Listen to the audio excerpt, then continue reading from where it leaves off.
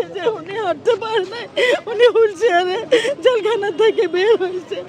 আমাদের একটাই, আমার ডাক্তার ইউনূস স্যারের কাছে আমাদের একটাই বিচার, শেখ হাসিনাকে এনে তাকে ফাঁসি দেওয়া হোক। আজকে আমরা মাহারা, আমরা সন্তানেরা মায়ের জন্য কিচ্ছু করতে পারি নাই। ভারপ্রাপ্ত চেয়ারম্যান তারেক রহমানকে আল্লাহ ধৈর্য দেখ, আল্লাহ ধৈর্য দেখ। ভাই গেল, মা বাবা গেল, মা গেল, আমাদের মা গেল। আমরা এখন কিভাবে, আমাদের মা চলে গেছে। আল্লাহ তুমি ওনাকে নসিব করো। এই শেখ হাসিনাকে তোমরা সবাই জনগণ, বাংলাদেশের জনগণ, 18 কোটি জনগণ যেন শেখ হাসিনাকে এনে ফাঁসি দেয়। আমাদের মা এভাবে চলে যাবে, আমাদের মায়ের সব বিষক্রিয়া দিয়ে ওনাকে হত্যা করেছে।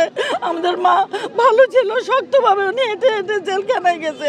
সে পরিত্যক্ত জেলখানা, যেখানে শুধু উনি একজন ছিল আসামি, সেই হাসপাতালে জেলখানা ওনাকে নিয়ে গেছে। এবার কেড়ে এনে উনি দেশ ছেড়ে যায় নাই, আমাদেরকে ছেড়ে যায় নাই। উনি আমাদেরকে অনেক স্মৃতি, রাত্রে 2টা 2:30 পর্যন্ত সেই গুলশান অফিসে সুলতান আপা সহকারে আমরা সবাই পাহারা দিছি। উনি সুন্দরভাবে হেঁটে সিঁড়ি দিয়ে নেমেন।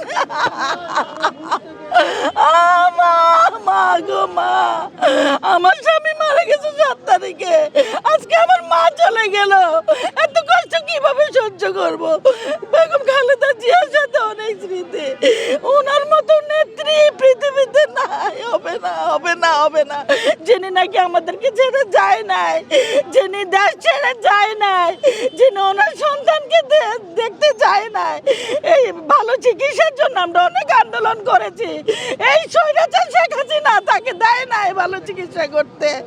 আমরা জনগণরা ওর বিচার চাই, ওর বিচার চাই।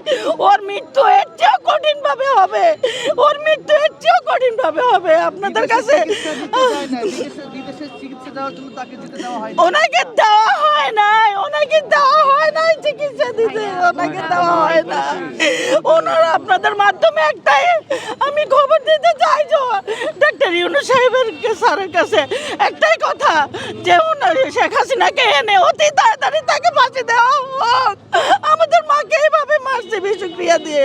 আমাদের মা ভালো ছিল, আমাদেরকে এতিম করেছে, আমরা এতিম হয়ে গেছি, আমরা এতিম হয়ে গেছি। মা আল্লাহ তুমি আমার মাকে বেহেশত নসিব করো। মা উনাকে তুমি ভালো রাখো আল্লাহ। এভাবে আমি আর কিছু বলতে চাই না, আমি আর কিছু বলতে চাই না।